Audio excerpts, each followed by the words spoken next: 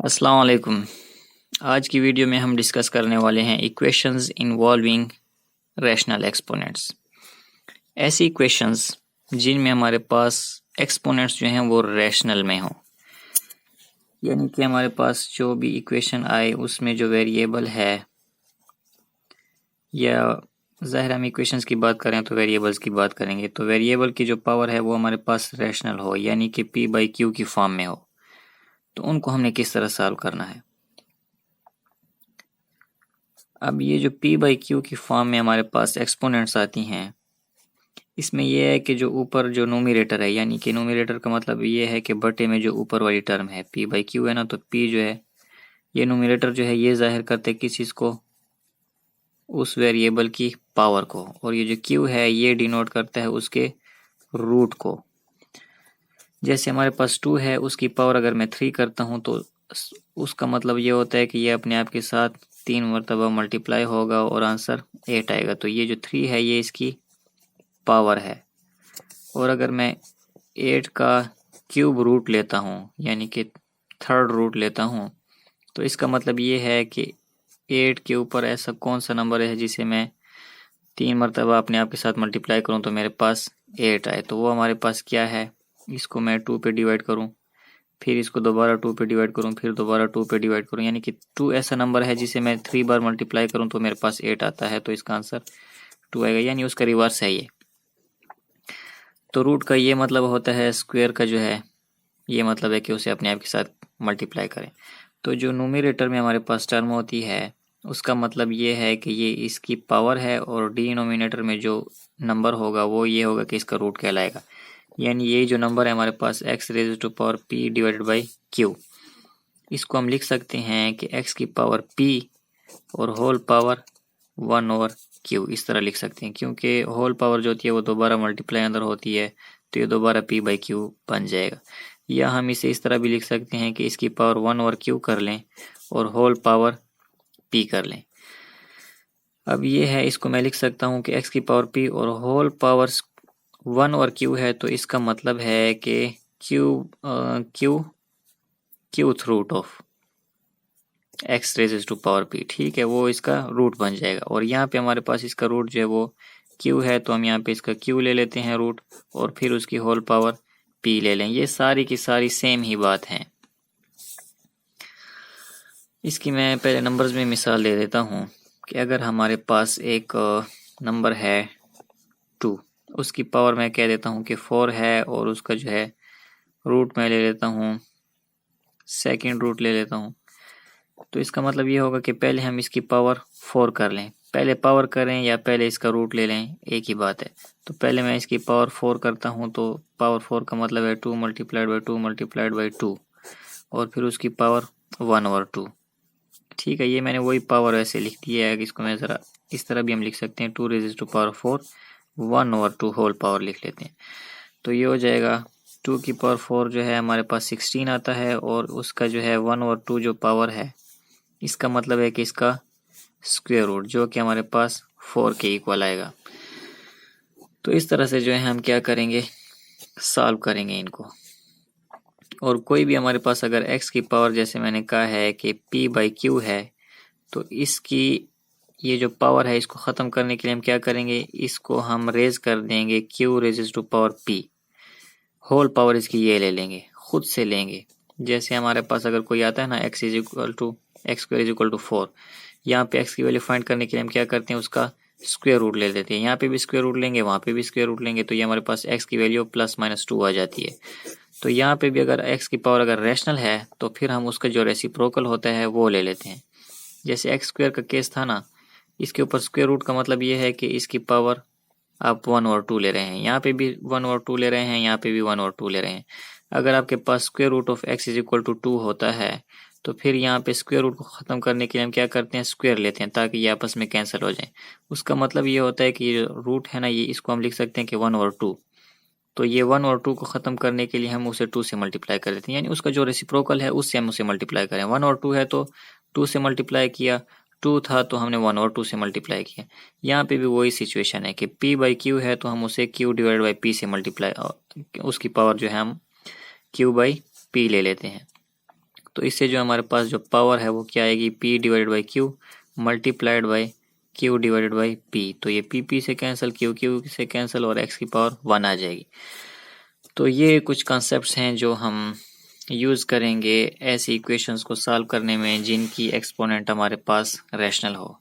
कुछ एग्जांपल्स और कुछ प्रॉब्लम्स मैं सॉल्व करवाता हूँ तो इंशाल्लाह बेहतर समझ आ जाएगी।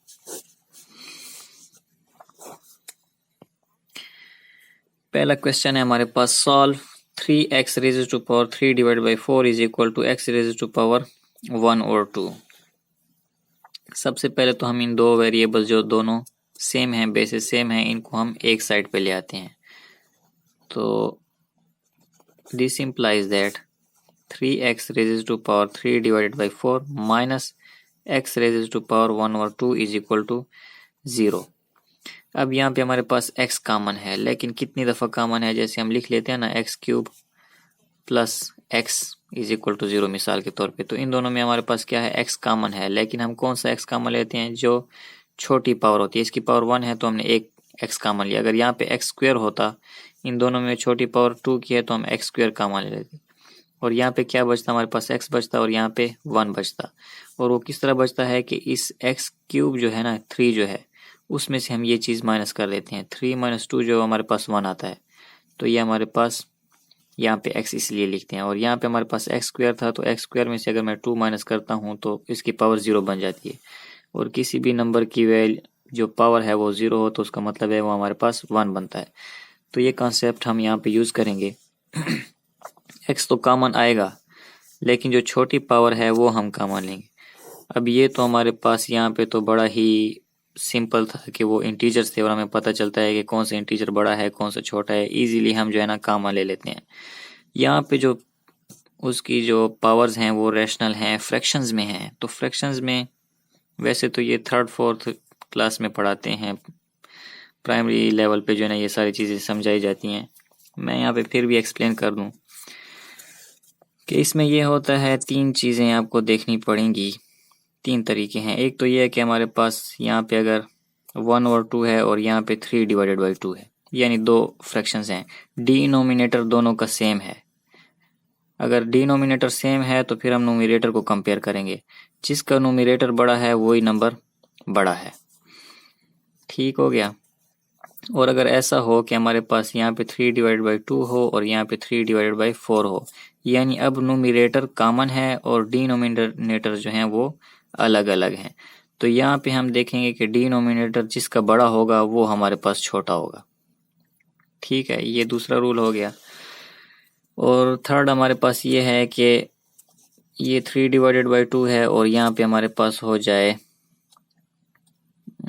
2 डिवाइडेड बाई 3। ना हमारे पास न्यूमरेटर कॉमन है ना हमारे पास डिनोमिनेटर कॉमन है। तो यहाँ पे किस तरह फैसला करेंगे, यहाँ पे फैसला इस तरह करेंगे कि हमें खुद से जो है ना या तो इसके न्यूमरेटर को कॉमन करना पड़ेगा या इसके डिनोमिनेटर को सेम बनाना पड़ेगा। अगर हम न्यूमरेटर को सेम बनाना चाहते हैं तो इसको अगर मैं 2 से मल्टीप्लाई कर दूं, नहीं बल्कि इसको, हाँ इसको 2 से मल्टीप्लाई करूं, इसको 3 से मल्टीप्लाई करूं, फिर हमारे पास न्यूमरेटर कॉमन हो सकता है। इसको मैं मल्टीप्लाई कर देता हूं 2 से और इसको मल्टीप्लाई कर देता हूं 3 से। तो ये तो बड़ा ही सिंपल हो गया है। अच्छा, और दूसरा ये है कि मैथमेटिक्स में ये रूल भी है कि हम खुद से वैसे तो मल्टीप्लाई नहीं कर सकते, फिर तो इसकी नंबर की सारा नंबर ही चेंज हो जाएगा। ये 3/2 है, अगर मैं 2 से मल्टीप्लाई कर दूं तो ये तो सिंपल 3 बन जाएगा। तो वही चीज़ हम यहाँ पे डिवाइड भी करते हैं, मल्टीप्लाई भी करते हैं, डिवाइड भी करते हैं, ताकि उस इक्वेशन पे फ़र्क ना पड़े। तो ये हमारे पास क्या बनेगा, 6 डिवाइडेड बाई 4 और ये बन जाएगा 6 डिवाइडेड बाई 9। अब इसमें हमारे पास क्या है, न्यूमरेटर कॉमन हो गया। न्यूमरेटर कॉमन हुआ है तो डिनोमिनेटर जिसका बड़ा है वही छोटा होगा। अगर आप इसके डिनोमिनेटर को कॉमन बनाना चाहते हैं तो फिर क्या करेंगे, इसको हम 3 से मल्टीप्लाई करेंगे तो 6 बनेगा, इसको 2 से मल्टीप्लाई करेंगे। ये भी हम चेक कर लेते हैं। इसको अगर हम 3 डिवाइडेड बाई 2 है, इसको मल्टीप्लाई कर देते हैं 3 से और डिवाइड भी कर देते हैं। सेकंड हमारे पास 2 डिवाइड बाई 3 था, इसको 2 से मल्टीप्लाई एंड डिवाइड कर देते हैं। तो ये हमारे पास बनेगा 3 3 ज़ार 9 डिवाइडेड बाई 6 और यहाँ पे हमारे पास बनेगा 4 डिवाइडेड बाई 6। तो यहाँ पे भी हमारे पास कौन सा ग्रेटर है, ये वाला ग्रेटर है, क्योंकि डिनोमिनेटर सेम है तो न्यूमरेटर में से जो बड़ा होगा वही हमारे पास बड़ा नंबर है। तो सेम ही रिजल्ट आ रहा है। ये जो हमारे पास 3/2 है ये 2/3 से ग्रेटर है। तो यहाँ पे भी ये कॉन्सेप्ट हम यूज़ कर रहे हैं कि यहाँ पे ना नोमिनेटर सेम है ना ही डिनोमिनेटर सेम है। तो हम क्या करते हैं, इसके डिनोमिनेटर को इजीली हम इसके इक्वल ला सकते हैं। वो किस तरह के, 1/2 को जो है मल्टीप्लाई एंड डिवाइड कर दें 2 से। तो 1/2 है, इसको मल्टीप्लाई कर देते हैं 2 से और डिवाइड भी कर देते हैं। तो ये हमारे पास बन जाएगा 2/4। अब 2/4 को जो है हम क्या करते हैं 3/4 से कंपेयर करते हैं। तो हमारे पास जो बड़ी टर्म है वो डिनोमिनेटर्स तो सेम है, तो नोमिनेटर में हम देखें तो 3 बड़ा है। इसका मतलब है ये बड़ी पावर है, ये छोटी पावर है। तो हम जो कॉमन लेंगे वो 1/2 वाली पावर कॉमन लेंगे।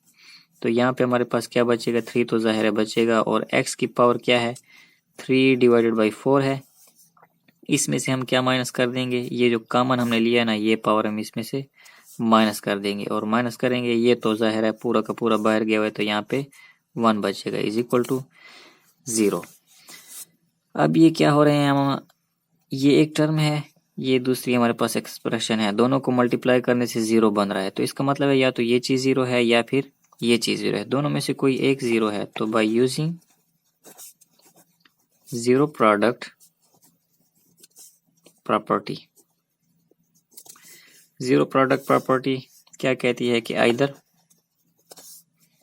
x raise to power 1/2 is equal to 0, या तो ये चीज़ 0 है या फिर और 3x raise to power 3/4 -1/2 -1 is equal to 0। ये मुझे सिंप्लीफाई करना चाहिए था, लेकिन चले मैं नेक्स्ट आगे कर लूँगा इसे में।